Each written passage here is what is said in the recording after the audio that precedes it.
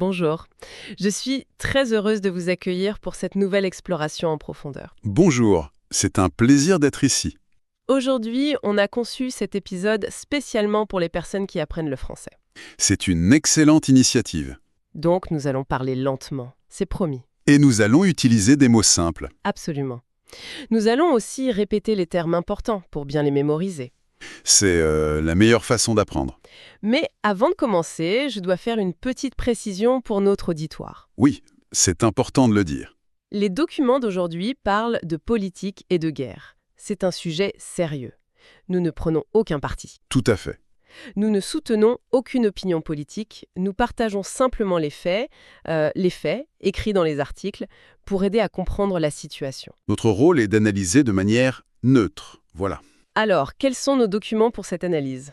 Nous avons des articles du site économique Boursorama, nous avons des textes de l'AFP, l'agence France Presse, D'accord, des sources très connues. c'est ça. Nous avons aussi des analyses du journal L'Orient le Jour et, très important, un rapport officiel du gouvernement français. Ah, ce rapport s'appelle la Revue nationale stratégique 2025, c'est bien ça ? Exactement. Notre mission aujourd'hui, c'est de comprendre le grand conflit au Moyen-Orient. Un conflit qui a commencé fin février 2026.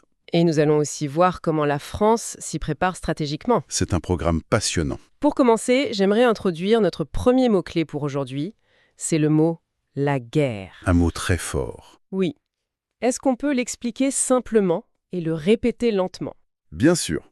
La guerre, c'est quand des pays se battent avec des armées.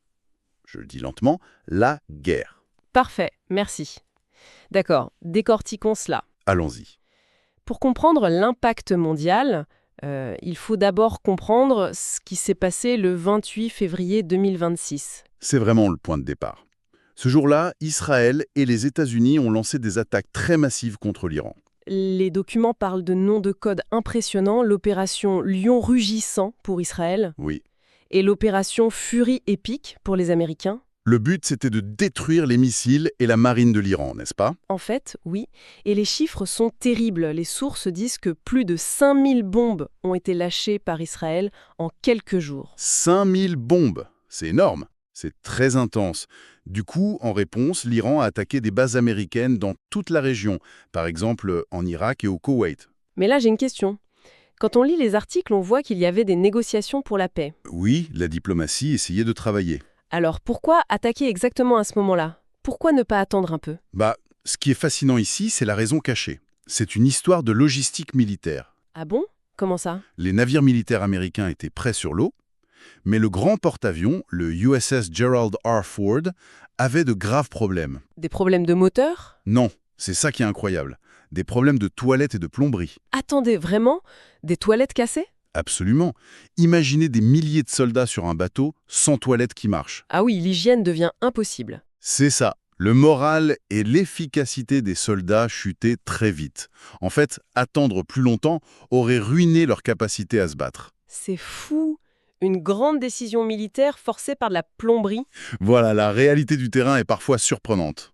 Cela nous amène à notre deuxième mot-clé de la journée, les alliés. Un terme très important en géopolitique. Est-ce qu'on peut le répéter lentement ? Oui, les alliés. Ce sont des groupes ou des pays qui s'aident et se protègent. Je répète, les alliés. Parfait. Et dans notre histoire, les alliés de l'Iran, comme le Hezbollah au Liban, ont réagi. Tout à fait. Mais ils n'ont pas de gros avions, donc ils utilisent des tactiques de guérilla. C'est-à-dire des petites attaques surprises ? Exactement. Et ça a des conséquences directes.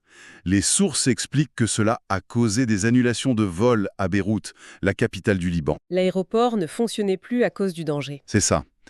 Mais une guerre moderne ne se limite pas aux bombes, malheureusement. Non, effectivement. Le conflit a immédiatement créé un choc sur l'argent et le commerce de la planète entière. C'est la deuxième grande étape de cette crise. Pour parler de cela, nous avons deux nouveaux mots-clés. L'économie, Et le pétrole. deux mots liés. Je les prononce lentement. L'économie et le pétrole. L'économie, le pétrole. Merci. Pour bien comprendre ce choc, imaginez la plus grande autoroute du monde. Oui, une autoroute très fréquentée. Soudain, cette autoroute est fermée. Les camions ne peuvent plus passer. Tout s'arrête. C'est une très bonne image. En fait, dans la réalité, cette autoroute, c'est le détroit d'Ormuz. Qu'est-ce que c'est exactement, le détroit d'Ormuz? C'est un tout petit passage sur la mer. mais il est vital.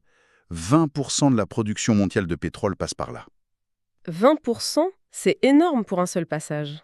Et l'Iran a menacé d'attaquer les navires américains et israéliens qui passeraient par ce détroit. Donc plus personne veut y aller? C'est ça. C'est un blocage stratégique total. C'est ici que cela devient vraiment intéressant. Quelles sont les conséquences directes, selon nos sources? Les articles de Boursorama sont très clairs. Le prix du baril de pétrole a augmenté très fort. Il a dépassé les 91 $, c'est ça? Oui. Et pour calmer la panique, une grande agence, l'Agence internationale de l'énergie, a pris une décision. Laquelle? Elle a libéré 400 millions de barils de pétrole de ses réserves pour faire baisser les prix. D'accord, mais j'imagine que l'argent, les monnaies ont aussi réagi. Tout à fait. Quand le monde a peur, le dollar américain monte. Les gens achètent des dollars pour se protéger. C'est impressionnant. Et il y a un autre détail mémorable dans les articles, un détail physique sur la ville de Dubaï. Ah oui, cette information est frappante. De grandes entreprises financières ont dû réagir très vite. Des entreprises comme Deloitte, PwC ou la banque Citi. Exactement. Ces banques ont évacué d'urgence leurs employés situés à Dubaï. Mais pourquoi quitter Dubaï si vite? Parce que l'Iran a menacé de frapper les grands centres économiques de la région. Dubaï est très proche de l'Iran. Du coup, les employés ont dû fuir pour leur sécurité. Voilà, c'est un arrêt brutal des affaires. Face à ce chaos militaire et économique au Moyen-Orient, on peut se poser une question. Comment un pays européen comme la France réagit-il pour se protéger? Et c'est là que notre dernier grand document devient utile, la Revue nationale stratégique. Ce fameux document de 2025. Oui, ce texte explique que la France se prépare pour l'année 2030. Alors, qu'est-ce que tout cela signifie concrètement? Il y a un grand paradoxe dans ce rapport. Aujourd'hui, la guerre est au Moyen-Orient, n'est-ce pas? Oui, tout le monde regarde vers l'Iran et Israël. Mais pour la France, la plus grande menace pour 2030, ce n'est pas le Moyen-Orient, c'est la Russie. Ah bon? La Russie? Oui, le rapport craint vraiment une guerre ouverte, une grande guerre, en Europe même. Mais attendez, d'habitude, les États-Unis sont les grands protecteurs de l'Europe. Que font-ils dans cette situation? Les sources expliquent bien ce point. Les États-Unis changent de direction. Ils ne regardent plus vers l'Europe. Ils se concentrent de plus en plus sur l'Asie, sur ce qu'on appelle l'Indo-Pacifique. Donc l'Europe se retrouve un peu seule. En fait, oui. L'Europe, et particulièrement la France, doit devenir autonome. Elle doit se défendre elle-même. C'est un grand changement. Comment la France compte-t-elle faire ça? D'abord, elle compte sur ses armes nucléaires. C'est ce qu'on appelle la dissuasion nucléaire. Pour faire peur aux ennemis? C'est ça. Ensuite, elle veut créer une économie de guerre. Une économie de guerre. Qu'est-ce que ça veut dire pour les citoyens? Ça veut dire que les usines doivent pouvoir fabriquer des armes ou du matériel militaire très vite, si besoin. D'accord. Et est-ce qu'ils agissent déjà aujourd'hui pour le Moyen-Orient? Oui, le président Emmanuel Macron a envoyé le porte-avions Charles de Gaulle vers la région. Pour attaquer? Non, pas du tout. Les articles précisent bien que c'est une mission défensive, juste pour protéger et observer. Cela nous donne notre dernier mot-clé, la stratégie. Un mot très utile. Répétons-le lentement pour bien entendre le son G, la stratégie. Oui, c'est ça, la stratégie. Merci beaucoup. Alors, pour résumer simplement tout ce qu'on a vu aujourd'hui, C'est le moment de relier les points. oui, je vais faire des phrases très courtes en réutilisant nos mots. La guerre au Moyen-Orient bloque le pétrole. Exactement. Cela change l'économie du monde. En réponse, la France change sa stratégie pour se défendre seule avec ses alliés européens. C'est un très bon résumé. Si on regarde la situation globale, on voit une chose claire. Laquelle? Dans notre monde moderne, tout est connecté. Une crise locale touche la planète entière en quelques heures. Et c'est ce qui nous amène à une petite réflexion finale pour notre auditoire. Une idée pour continuer à réfléchir à la maison? Oui, quand on écoute tout ça, on voit des pays qui doivent bâtir une économie de guerre. Et de grandes entreprises qui doivent évacuer des bureaux financiers à l'autre bout du monde.